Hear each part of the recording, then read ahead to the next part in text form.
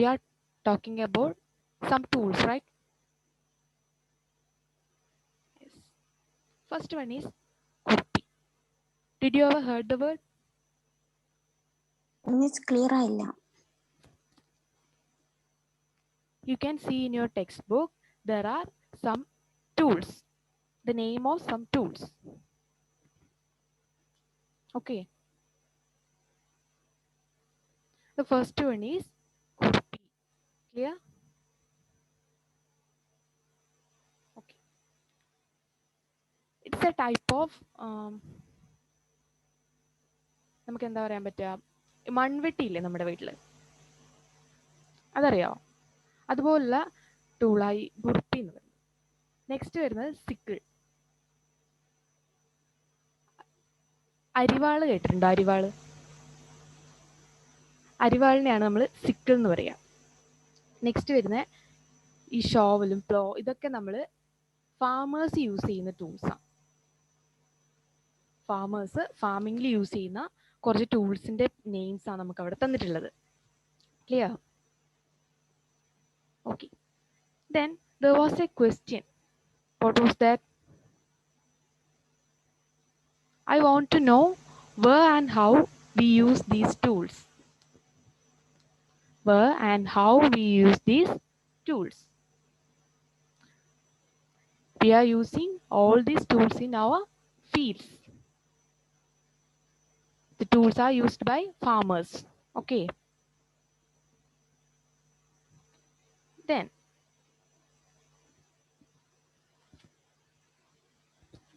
the next question is, since we all need food, as we said earlier, how can we provide food to a large number of people in our country? We said its answer already, right? Farmers are giving food for us. The answer is given, also given there. Food has to be produced on a large scale. The large scale production was done by farmers. So, in this chapter, first we have to discuss about agricultural practices. You can see a box there. In that box, the history of farming is given. Right? Anybody can read it?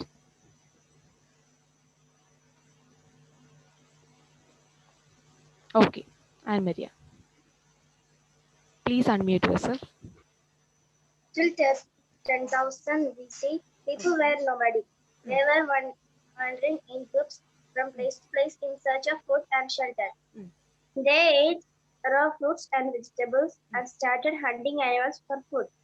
Later, they could cultivate land and produce rice, wheat, and other food crops. Thus was born agriculture. Okay, very good. എങ്ങനെയാ agriculture bone ചെയ്തതെന്നാണ് പറഞ്ഞത്. അപ്പോൾ 10,000 BC വരെ ആളുകൾ എങ്ങനെയായിരുന്നു ജീവിച്ചിരുന്നത്? അവർ നൊബഡിക്കായിരുന്നു. അവരൊരു സ്ഥലത്ത്, ഒരു പെർട്ടിക്കുലർ സ്ഥലത്ത് സ്റ്റേ ചെയ്യാതെ ഇങ്ങനെ പ്ലേസ് ടു പ്ലേസ് ചേഞ്ച് ചെയ്തുകൊണ്ടായിരുന്നു ഇരുന്നത്. അതായത് നമുക്ക് എന്താ പറയാ, ഒരു നാടോടികൾ എന്നൊക്കെ പറയാൻ പറ്റും നമുക്ക്. ക്ലിയർ? അങ്ങനെ ജീവിച്ചിരുന്ന സമയത്ത് അവർ എന്തിനു വേണ്ടിയിട്ട് എങ്ങനെ പ്ലേസ് ടു പ്ലേസ് ചേഞ്ച് ചെയ്തെന്നറിയോ? They need shelter and food. First they eat raw vegetables and fruits, etc.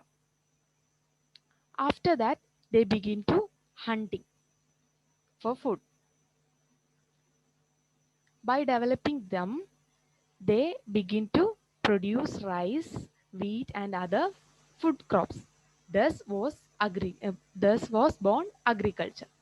അങ്ങനെയാണ് അഗ്രികൾച്ചർ ബോൺ ചെയ്തെന്നാണ് പറയുന്നത്. ആദ്യം എങ്ങനെയായിരുന്നു? ഫുഡിനും ഷെൽട്ടറിനും വേണ്ടിയിട്ട് അവർ പ്ലേസ് ടു പ്ലേസ് ചേഞ്ച് ചെയ്തുകൊണ്ടിരുന്നു. പിന്നെ റോ വെജിറ്റബിൾസ്, ഫ്രൂട്ട്സ് അങ്ങനെ അവയൊക്കെ കഴിച്ചു വന്നു. പിന്നെ അതും പോരാന്ന് തോന്നിയപ്പോഴാണ് അവർ എന്ത് ചെയ്തത്? ഇത്തരത്തിൽ ക്രോപ്സ് പ്രൊഡ്യൂസ് ചെയ്യാൻ തുടങ്ങിയത്. അങ്ങനെ ക്രോപ്സ് പ്രൊഡ്യൂസ് ചെയ്ത് വന്നപ്പോഴാണ് അഗ്രികൾച്ചർ ബോൺ ചെയ്തെന്നാണ് ആ ബോക്സിൽ പറഞ്ഞത്. അത് ജസ്റ്റ് നമുക്ക് അറിയാൻ വേണ്ടി ഒരു ഹിസ്റ്റോറിക്കൽ എലമെന്റ് എന്ന പോലെ ഒരു അഗ്രികൾച്ചറിന്റെ ബോൺ എങ്ങനെയാണ് സംഭവിച്ചെന്നുള്ളത് ഇങ്ങനെ ജസ്റ്റ് പറഞ്ഞു തന്നേ ഉള്ളൂ. നെക്സ്റ്റ് ആയിട്ട് പറയുന്നത് എന്താ crop? What is a crop? Anybody? ധാന്യങ്ങൾ.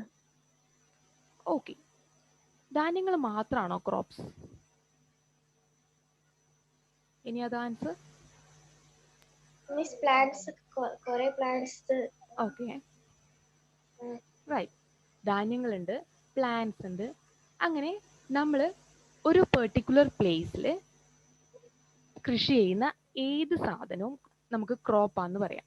പക്ഷേ ഇപ്പോൾ നമ്മൾ ജസ്റ്റ് ഒരൊറ്റ പ്ലാന്റ് മാത്രം നട്ടു, അതിന് നമുക്ക് എന്ത് ചെയ്യാൻ പറ്റില്ല? ക്രോപ്പായിട്ട് കൺസിഡർ ചെയ്യാൻ വേണ്ടി പറ്റില്ല.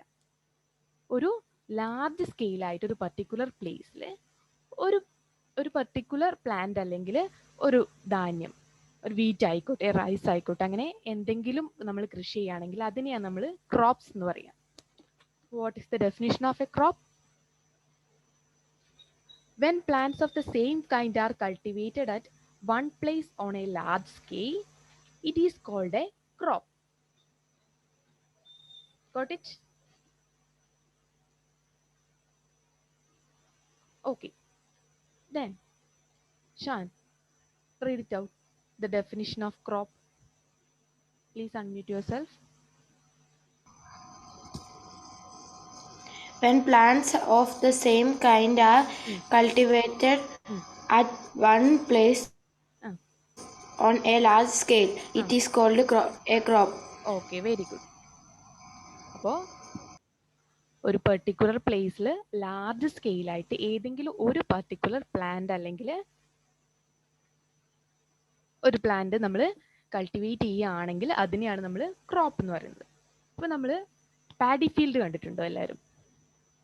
പാഡി ഫീൽഡ് കണ്ടിട്ടുണ്ടോ? ഫോട്ടോ എങ്കിലും? യെസ്. അപ്പോൾ നമ്മളൊരു പാഡി ഫീൽഡിൽ പോയി കഴിഞ്ഞാൽ കുറേ ദൂരം അല്ലെങ്കിൽ കുറേ സ്ഥലത്ത് പാഡി മാത്രമല്ലേ കൾട്ടിവേറ്റ് ചെയ്തിട്ടുണ്ടാവുക? അതെ. അപ്പോൾ നമുക്ക് പാഡി നമുക്ക് എന്ത് പറയാം? ഒരു ക്രോപ്പ് ആണെന്ന് പറയാം. ഇനി നോർത്ത് ഇന്ത്യയിൽ കൺസിഡർ ചെയ്താൽ അവിടെ വീറ്റ് ഉണ്ടാവും, വീറ്റ് ഫീൽഡ് ഉണ്ടാവും, റൈറ്റ്? അവിടെ നമ്മൾ നോക്കിക്കഴിഞ്ഞാൽ ഒരു വലിയ ലാർജ് സ്പേസിനകത്ത് ഈ വീറ്റ് മാത്രമല്ലേ കൃഷി ചെയ്തിട്ടുണ്ടാവുക. അപ്പോൾ അതൊക്കെ എന്തിന് എക്സാമ്പിൾസ് ആണ്? ക്രോപ്സിന് എക്സാമ്പിൾസ് ആണ്. നമ്മുടെ ടെക്സ്റ്റിൽ തന്നിട്ടുള്ള എക്സാമ്പിൾ ഏതാ? For example, crop of wheat means that all the plants grown in a field are that of wheat. Got it? Okay then. We know that crops are of different types. First, faith പറഞ്ഞ പോലെ ധാന്യങ്ങളുണ്ട്, ആൻമരിയ പറഞ്ഞ പോലെ plants ഉണ്ട്. അങ്ങനെ crops എന്ന് പറയുന്നത് കുറേ different types crops നമുക്കറിയാം, അല്ലേ? ഇനി we are going to classify these crops. For that, we are considering the diversity of India in terms of humidity, rainfall, temperature, etc. so much. We know that India is a diverse country, right? The temperature is not same in Kerala and Kashmir. You know that. There is a vast diversity in temperature of these two states. Like that, every state are different in their own temperature, rainfall, humidity, and so on. So, based on these diversities, we are going to classify our crops into two. You can see in your textbook, in next page, the classification is given as, first one is Kharif crops and next one is Rabi crops. കണ്ടോ? Next പേജിൽ first ആയിട്ട് തന്നിട്ടുണ്ട്. ഏതൊക്കെയാണ് ക്ലാസിഫിക്കേഷൻസ്? First one is Kharif crops and next one, second one is Rabi crops. Then what is Kharif crops? Kharif crops are cultivated in rainy season. In which season? Rainy season. Okay. Then what about ragi crops? Winter season. Okay, very good. Kharif crops are cultivated in rainy season, and rabi crops are cultivated in winter season. Then, what is an example for kharif crops? Here is it. Paddy, maize, soybean, groundnut, and cotton, etc. can be considered as a kharif crops. Then, we already said that rainy season is suitable for kharif crops.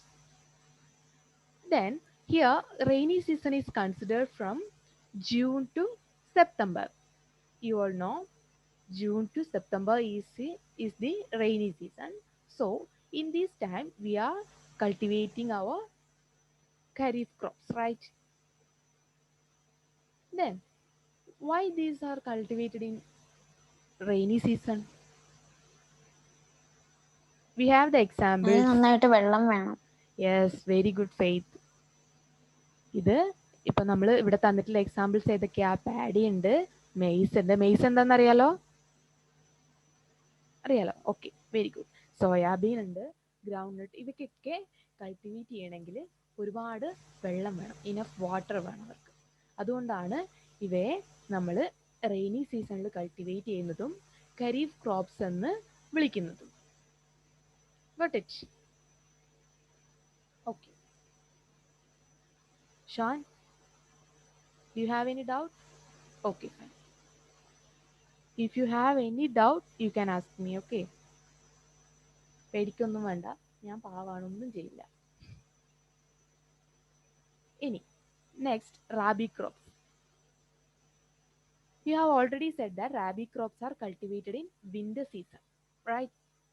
Here, winter season is considered as October to March. Is March is winter season? No, it's summer season, yeah, right? That's fine. Here we are considering October to March as the winter season. In this winter season, we are cultivating which crops? Rabi crops. What are the examples of rabi crops given here? Wheat, pea, gram, Mustard, linseed, Ma- so on. Very good. Because as we said earlier, in for kharif crops, they need enough water. But rabi crops needs not so much water. That's why we are cultivating them in winter season. Okay. Then these are the two classifications of what? Crops. ഏതൊക്കെയായിരുന്നു നമ്മുടെ classification? Ijas? Rabi crops and Kharif crops. Good. വായിച്ചു കഴിയുമ്പോൾ പേര് നമുക്ക് familiar ആകും കേട്ടോ. ആദ്യമായിട്ട് കേൾക്കുന്നുണ്ടായിരിക്കും. മുന്നേ കേട്ടിട്ടില്ലല്ലോ? ഇല്ല. കുഴപ്പമില്ല. നമ്മൾ 1-2 പ്രാവശ്യം വായിച്ചു കഴിയുമ്പോൾ പേര് നമുക്ക് ഫെമിലിയർ ആയി കിട്ടിക്കോളും. ഓക്കെ. അപ്പോൾ ഖരീഫ് ക്രോപ്സ് എന്ന് പറഞ്ഞാൽ റെയിനി സീസണിൽ കൾട്ടിവേറ്റ് ചെയ്യുന്ന ക്രോപ്സ് ആണ്. പാഡി, പിന്നെ ഏതൊക്കെയായിരുന്നു? മെയ്സ്, ഗ്രൗണ്ട് നട്ട്, അതൊക്കെയായിരുന്നു ഏതിൻ്റെ എക്സാമ്പിൾസ്? ഖരീഫ് ക്രോപ്സിൻ്റെ എക്സാമ്പിൾസ്. അത് നമ്മൾ എപ്പോഴാണ് കൃഷി ചെയ്യുന്നതെന്ന് പറഞ്ഞു? റെയിനി സീസൺ ആണെന്ന് പറഞ്ഞു. റെയിനി സീസൺ ആയിട്ട് നമ്മൾ കൺസിഡർ ചെയ്തത് എവിടെ? ജൂൺ മുതൽ സെപ്റ്റംബർ വരെയാണെന്നും പറഞ്ഞു. അത്രയും കാര്യങ്ങളാണ് നമുക്ക് ഖരീഫ് ക്രോപ്സിൽ പഠിക്കാൻ. Next one is Rabi crops. Rabi crops are cultivated in which season? Winter season, right? Okay. Winter season is considered to be October to March. Okay. Okay. The examples of rabi crops are wheat, pea, gram, and so on. Got it? Okay. Then, besides above classification, vegetables are grown during summer at many places. We should have a vegetable garden in our home, right? A small one. Okay.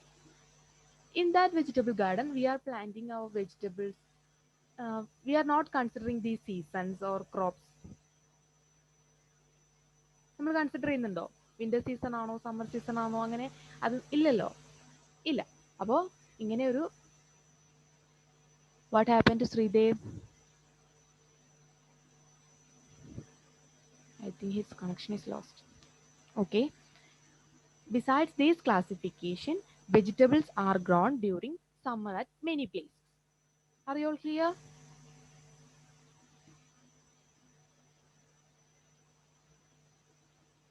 Then, next session is basic practice of crop production. Crop production ചെയ്യുന്നുണ്ടെന്ന് നമ്മൾ പറഞ്ഞു. അതിന് വെറുതെ നമുക്കങ്ങ് produce ചെയ്യാൻ പറ്റുമോ? ഇല്ല. അതിന് കുറച്ച് പ്രൊസീജിയേഴ്സ് ഉണ്ട്, സ്റ്റെപ്സ് ഉണ്ട്. What is the speciality off day after tomorrow? June 5. Anybody? Environment Day. Yeah, very good. എല്ലാ പരിസ്ഥിതി ദിനം അല്ലെങ്കിൽ എൻവയോൺമെന്റ് ഡേക്ക് നമ്മൾ പ്ലാന്റ്സ് ഒക്കെ നടാറുണ്ട് അല്ലേ? നടാറില്ലേ? യെസ്. അപ്പം ഡേ ആഫ്റ്റർ ടുമോറോ നമുക്ക് എല്ലാവർക്കും ഓരോ പ്ലാന്റ് വീട്ടിൽ നടണമെന്ന് വിചാരിക്കാം. അതിനായിട്ട് നമ്മൾ ആദ്യം എന്തായിരിക്കും ചെയ്യുക? Anybody first? കുഴി ഉണ്ടാക്കും. അപ്പം ആദ്യം നമുക്ക് സോയിലൊക്കെ അറേഞ്ച് ചെയ്ത് കുഴിയൊക്കെ എടുത്ത് സെറ്റ് ചെയ്യണം. അത് കഴിഞ്ഞിട്ടോ പിന്നെ നമ്മൾ എന്താ ചെയ്യുക? വളമിടും നമ്മൾ കുഴിയിൽ. അത് കഴിഞ്ഞോ നെക്സ്റ്റ്? നമ്മൾ ചെടി നടും, എടുത്തു വെക്കും. എടുത്തു വെച്ചതിന് ശേഷം എന്ത് ചെയ്യും? മണ്ണിടും. അതിനുശേഷം വെള്ളം ഒഴിക്കും. പിന്നെയോ നമ്മൾ ഇടയ്ക്കിടയ്ക്ക് പോയി നോക്കൂലേ നമ്മളെ ചെടി അതുപോലെ തന്നെ ഉണ്ടോ, അല്ല വല്ല ഇൻസെക്ട്സ് ഒക്കെ അതിനെ അഫക്റ്റ് ചെയ്യുന്നുണ്ടോ എന്നൊക്കെ നമ്മൾ നോക്കില്ലേ? നോക്കും. ഇനി നമ്മൾ നട്ടത് ഒരു പയറാണെന്ന് വിചാരിച്ചു. ഒരു പി ആണ് നമ്മൾ നട്ടതെന്ന് വിചാരിക്കാം. അപ്പൊ ആദ്യം നമ്മൾ അതിന്റെ സീഡല്ലേ നടുന്നത്? സീഡാണല്ലോ നമ്മൾ നടുന്നത്. അപ്പൊ ആദ്യം നമുക്ക് അതിന്റെ സീഡ് കളക്ട് ചെയ്യണ്ടേ? സീഡ് കളക്ട് ചെയ്ത് കൊണ്ടുവന്ന് പിന്നെ നമ്മൾ സോയിലൊക്കെ റെഡിയാക്കി നമ്മളത് നട്ടു കഴിഞ്ഞ് നമ്മൾ ഇനഫ് വാട്ടർ ഒഴിച്ചു. പിന്നെ അത് മുളച്ചു വന്നോ നോക്കും അല്ലേ? നമ്മൾ ഇടയ്ക്ക് വന്നു നോക്കും. പിന്നെ അതിന് എന്തെങ്കിലും ഇൻസെക്ട്സ് അഫക്റ്റ് ചെയ്യുന്നുണ്ടോ നോക്കും. പിന്നെ അത് വളർന്ന് വലുതായി കഴിഞ്ഞ് അതിനകത്ത് പയറൊക്കെ പിടിച്ചു കഴിയുമ്പോൾ നമ്മളത് പറിക്കും അല്ലേ? നമ്മൾ നട്ട ചെടിയല്ലേ, നമ്മളത് പറിച്ച് സ്റ്റോർ ചെയ്യും. അപ്പൊ ഇത്രയും കാര്യം എല്ലാവർക്കും ഫെമിലിയർ അല്ലേ? ഇത് തന്നെയാണ് basic practice of crop production. ഇത്രയേ ഉള്ളൂ. അപ്പോൾ ഇപ്പം നമ്മൾ ഇങ്ങനെ സിമ്പിളായിട്ട് പറഞ്ഞു പോയ കാര്യം അതിനെ കുറച്ചൊന്ന് എക്സ്പ്ലെയിൻ ചെയ്ത് പറയുന്നത് മാത്രമേ ഉള്ളൂ. ഇതിനകത്ത് 1.2 എന്ന് പറയുന്ന section basic practice of crop production. Okay, നമുക്ക് നോക്കാം. Before that, we have a question there. Sean, can you read it? Why paddy cannot be grown in winter season? Okay, fine. Why paddy cannot be grown in the winter season? The answer is also given there. What is the answer? Faith.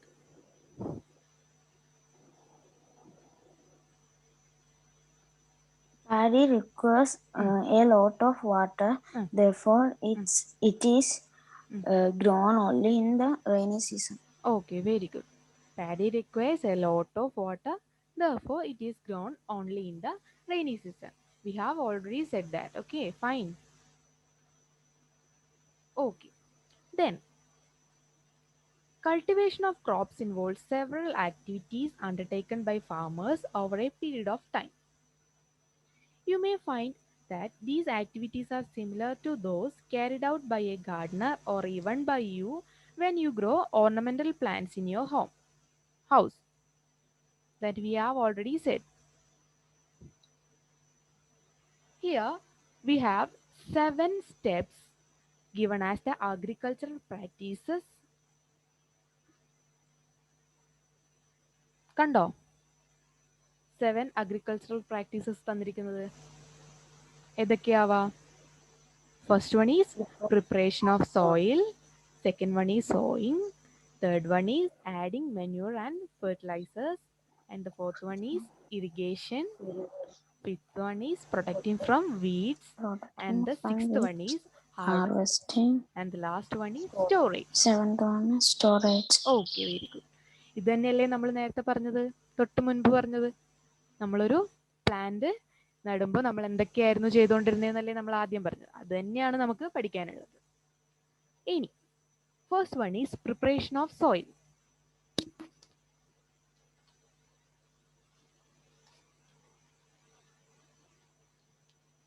Soil preparation is the first one.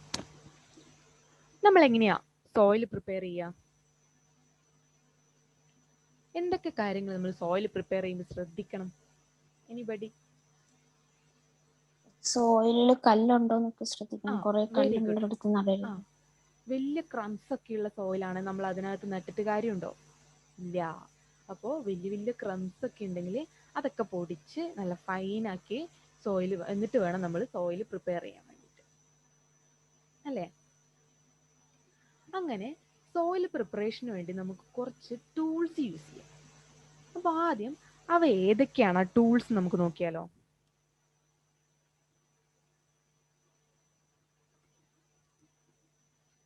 First one is plow. Did you hear the word?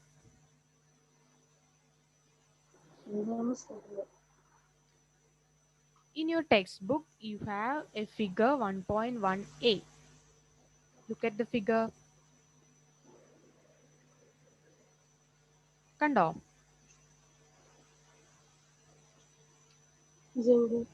Next page last. Next പേജിന്റെ last ആയിട്ട് figure 1.1a തന്നിട്ടുണ്ട്. Ijaz PDF open ചെയ്ത് വെച്ചിട്ടുണ്ടോ?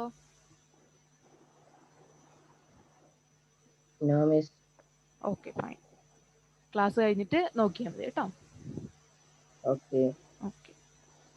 അതിനകത്ത് നമുക്ക് നമ്മുടെ ആദ്യത്തെ tool കാണാൻ പറ്റും. ഏതാണ്? ആദ്യത്തെ ടൂൾ ഏതാ? Plough. Okay, fine. Did you ever seen this? Yes. Sreedev കണ്ടിട്ടുണ്ടല്ലേ? ഫെയ്ത്ത് കണ്ടിട്ടുണ്ട്. Okay, very good. ഞാൻ കണ്ടിട്ടില്ല. ഫോട്ടോയിൽ കണ്ടിട്ടുണ്ട്, നേരിട്ട് കണ്ടിട്ടില്ല കേട്ടോ. ഓക്കെ. ഇത് നമ്മൾ ട്രഡീഷണൽ ആയിട്ട് യൂസ് ചെയ്തുകൊണ്ടിരുന്ന ഒരു ടൂളാണ്. ഇന്നത്തെ കാലത്ത് ഇത് അത്രയ്ക്ക് അങ്ങ് ഫെമിലിയർ അല്ല. പഴയ കാലത്ത് ട്രഡീഷണൽ ആയിട്ട് യൂസ് ചെയ്തുകൊണ്ടിരുന്നൊരു ടൂളാണ് പ്ലോ. അപ്പോൾ ഇതെന്തിനാണ് യൂസ് ചെയ്തതെന്ന് വെച്ചാൽ, ആദ്യം ഫെയ്ത്ത് പറഞ്ഞ പോലെ തന്നെ നമ്മൾ മണ്ണ്, വലിയ കട്ടകളൊന്നുള്ള മണ്ണ് നമുക്ക് കൃഷി ചെയ്യാൻ വേണ്ടി പറ്റില്ല. അപ്പോൾ ആ മണ്ണ് നമുക്ക് എന്ത് ചെയ്യണം? ലൂസ് ചെയ്യണം. അതിനായിട്ടാണ് ഈ പ്ലോ യൂസ് ചെയ്തത്. അതെങ്ങനെയാ പ്ലോ യൂസ് ചെയ്യുന്നത് എങ്ങനെയാ? ഉഴുന്നു മറിക്കുക എന്ന് പറയുന്നതാണ്. അത് തന്നെ, ഉഴുതുമറിക്കുക. കാളകളെ ഉപയോഗിച്ച് ഉഴുതുമറിക്കുക എന്നല്ല നമ്മൾ കേട്ടിട്ടില്ലേ? അത് തന്നെയാണ് ഈ പ്ലോ എന്ന് പറയുന്നത്. കണ്ടിട്ടുണ്ടോ? Very good. അപ്പോൾ ശ്രീദേവിനറിയാം അല്ലേ എങ്ങനെയാണ് പ്ലോ യൂസ് ചെയ്തിട്ട് സോയിൽ റെഡിയാക്കുന്നത്, സോയിൽ പ്രിപ്പയർ ചെയ്യും. അപ്പോൾ ആദ്യം നമ്മൾ എന്തിനാണ് ഈ പ്ലോ യൂസ് ചെയ്യുന്നത് നമ്മൾ ടെക്സ്റ്റിൽ പറഞ്ഞിട്ടുണ്ട്. This is being used since ancient time for tilling the soil. What's tilling?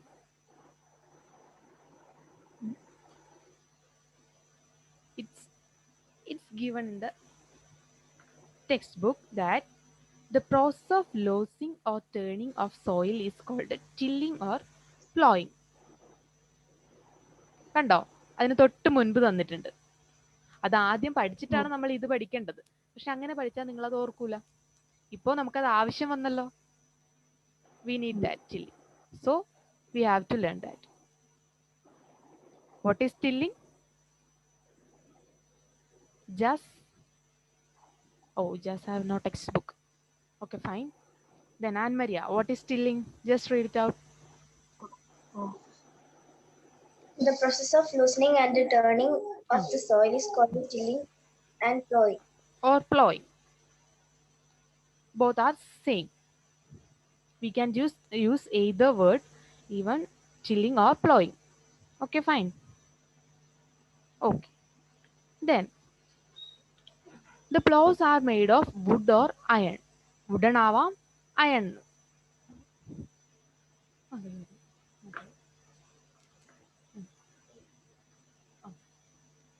Okay.